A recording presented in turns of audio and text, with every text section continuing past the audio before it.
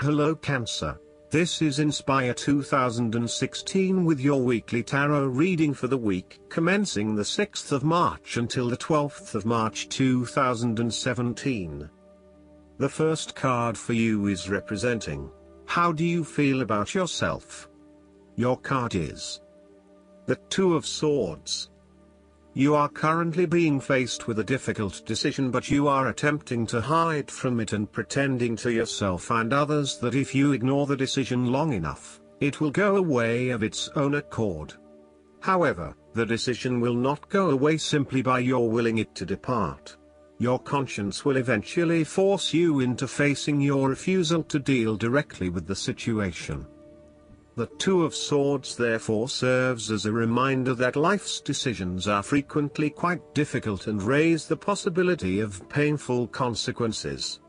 However, you must take the bull by the horns and make your decisions with your best intentions, fully aware of the possible consequences. Avoidance will ultimately lead to a greater conflict.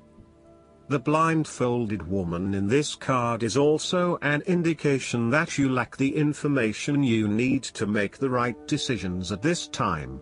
You may be missing something, such as threats or potential risks, alternative solutions, or key pieces of information.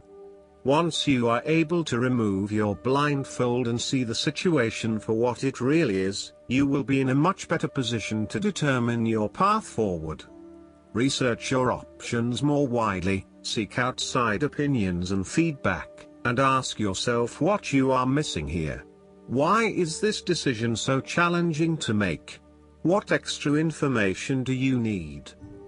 The Two of Swords often represents a stalemate where there is no winner or loser. You may be at loggerheads with another person and failing to see each other's points of view. What is needed is a truce, where you either agree to disagree or you seek to understand each other's points of view before coming to a final solution.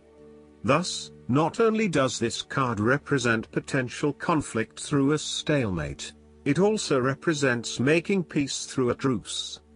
Similarly, the Two of Swords can reflect indecision and being at an impasse with regards to an important matter. Again, there is only so much that you can try to put off. At some point or another, you are going to have to make a decision or have a point of view in order to get things moving again. The second card for you is representing, what do you want most right now? Your card is the Ten of Swords. What do you want most right now is the end of loss, pain or release. You may feel powerless as something comes to a crashing and suddenly ended, and you feel as if you are being attacked or backstabbed by someone else. You may even use this challenging time to portray yourself as a martyr, to show that you have put your interests last but have suffered as a result. The Ten of Swords also indicates a difficult experience of endings, loss, pain or release. However, the saving grace is that you have a new awareness and a positive sense of relief that the difficulty and pain will soon be over and will evolve into something new. As with all endings, there will be a new beginning, a rebirth, and a rejuvenation of the spirit. So, while this card may seem negative at first glance, it is a card of help and an indication that your troubles will not be permanent. Furthermore, this is the final moment, and no more pain will come to you from that source. It is darkest before the dawn, and as gloomy as it looks, the sun will rise again. It can only get better from here. The Ten of Swords is about letting go and accepting your current circumstances. You no longer resist change but allow it to happen, even if it causes some initial pain and hurt to you. You accept that there must be change in order to facilitate renewal, and you allow it to occur rather than fighting it. After a painful situation, it is a signal to pick yourself up off the ground and to reflect upon what happened to you and why, and what you can learn from the experience. The Ten of Swords is a sign that the pain and hurt you have endured has not gone without purpose. The positive power within you can be used to learn from your pain and draw wisdom from defeat. The third card for you is representing your fears. Your card is the King of Wands. You are afraid of a male significant figure in your life who is from fire signs, who can be dominating, pushy, and overbearing at times. This is rarely done with malice or an intention to make someone else submissive. It is just a strong tendency that sometimes takes control. He does not even realize when he crosses the line between being assertive and aggressive. At worst, the King of Wands typifies the most selfish, ruthless qualities of fire. He can denote a manipulative business contact who will use you as long as it serves his purpose. He may be a rival, competitor or unscrupulous opponent. In love, he represents a delightful flirtation that could wreak emotional havoc. He is only suitable for limited liaisons, holiday romances or brief, passionate encounters. His flames are bright and warm but soon die down. As an aspect of yourself, the King of Wands can suggest that you have set your expectations of yourself too high and may struggle to achieve those expectations. As such, you may end up feeling like a failure because you have not been able to achieve what you want in both areas of your life. Set more realistic goals for yourself and know that you cannot do everything nor please everyone. There may also be times when you become frustrated with the lack of progress in your endeavors, particularly if this is being influenced by your dependence on others.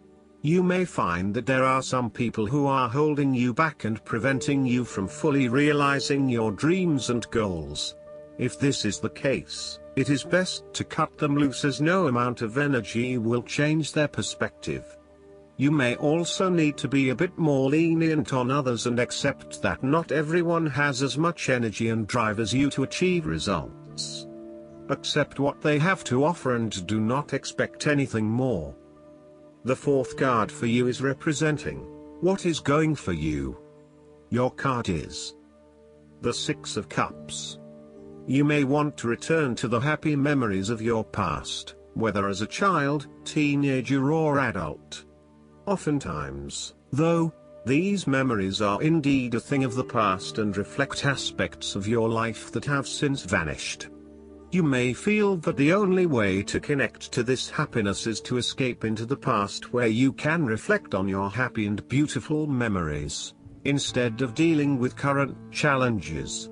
This is fine if you are simply taking a walk down memory lane, but it is important that you live in the present and accept your current circumstances rather than always living in the past. Oftentimes, there is nothing wrong with looking back at the good times for inspiration when things are not going so well. In the midst of change and crisis, the Six of Cups suggests that looking back at what you have endured is a good way to assure yourself that, whatever trials lay ahead, you will meet them and you will overcome them as you overcame others. You need to take time out to heal, look back on the past and all the good that lies there. During this period of reflection, there is no need to focus on the negative. Instead, bring all of the positive energy from the past into your present and your future. The fallen cups are now full and upright again, but with blooming flowers that cannot be spilled or washed away.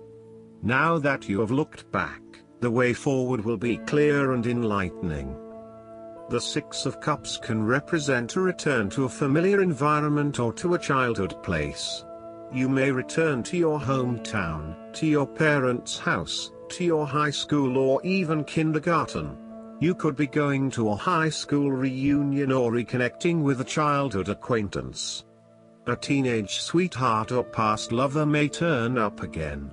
Allow yourself positive, nostalgic memories of childhood, friends and family. If you can, spend time with younger people.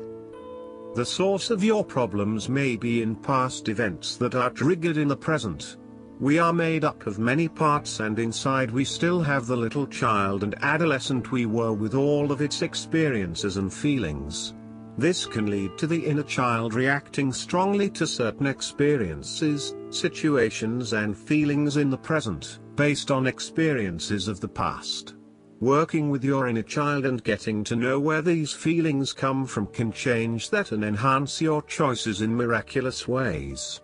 When we are being playful, spontaneous, creative, intuitive and surrendering to the spiritual self, our genuine authentic self, who we know deep within us, our real self is being welcomed and encouraged to be present. The fifth card for you is representing what is going against you.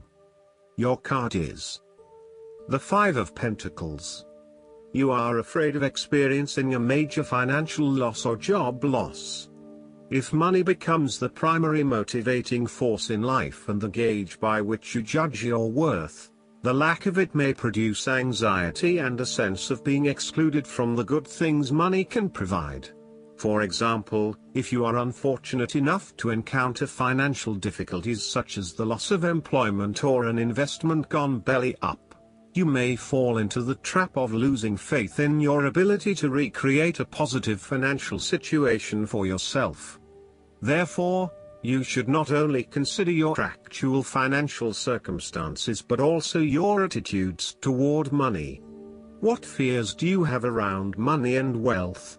Are you anxious about never having enough, or do you have faith in your ability to manifest what you need to live a prosperous, fulfilled life no matter what your circumstances? Often wealth is based as much on your psychological state as your actual financial state. You may find new sources of income, a new job, or someone has offered to help you out while you get back on your feet. You may be starting to feel as if life is worth living again and starting to regain your self-confidence. Finally, you can see a way out of your financial difficulties and your hope is being renewed. The Five of Pentacles can sometimes indicate the persistence of inner, spiritual poverty.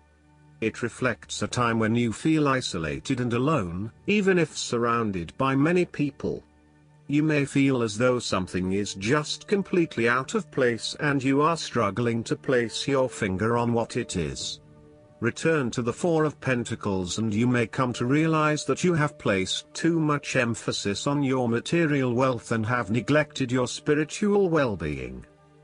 The last card for you is representing the likely outcome that you may have. Your card is the Two of Pentacles. You may need to find balance between opposing desires and interests in your current relationship. Life will always be uncertain, yet if you can produce balance and harmony among all the demands upon you, you will ultimately live happily and in prosperity. Thus, the Two of Pentacles serves as a reminder to remain alert, agile and patient as you attempt to juggle your family, your friends, work, finances, health and new challenges. You need to be very clear on your priorities and where you want to invest your time and energy. There is a tendency to be distracted by day-to-day affairs and general busyness, so prioritizing your activities and carefully managing your time is essential. The Two of Pentacles brings you back down to earth and reminds you to not only focus on your broader life goals but to also make sure your day-to-day affairs are in order. This is a card of good time management and financial management, ensuring that your bills are paid on time, that you keep a record of all your appointments and daily commitments, etc. It may sound tedious having to focus your attention on these more mundane issues, but this card reminds you that sometimes getting on top of your daily affairs is as important as pursuing your broader life goals. Sometimes, the Two of Pentacles can indicate that there are problems and difficulties in the future. There may be obstacles erected which hinder the attainment of what you wish to pursue or obtain in life. The situation may cause undue worry and again, you will be required to juggle your priorities and manage your time effectively to stay on top of the situation. Similarly, the Two of Pentacles predicts change. You need to be able to cope with change, remaining flexible and adaptable in your approach. Rather than putting all your eggs in one basket, you may be better to keep 2 or more things going at once so you have the luxury of choice, should one option fall through. You must stay centered while you stay flexible and keep informed. Look for new possibilities, be open to change and go with the flow as best you can. Last but not least, the guidance card for you is the 6 of Fire. Bravo! This is a time of great achievement and success. People think highly of you, and your reputation is excellent. You've made good decisions and worked hard. There may be some sort of public acknowledgement of your contributions, or you may be given an award for your achievements. Good news is on its way. It could be a promotion or a new job offer. Additional meanings of this card: victory, feeling good about yourself, good fortune. I hope that you enjoy everything, and if you like the reading, just please click subscribe and you will get instant notifications every time we publish a new video right to your YouTube. Thanks.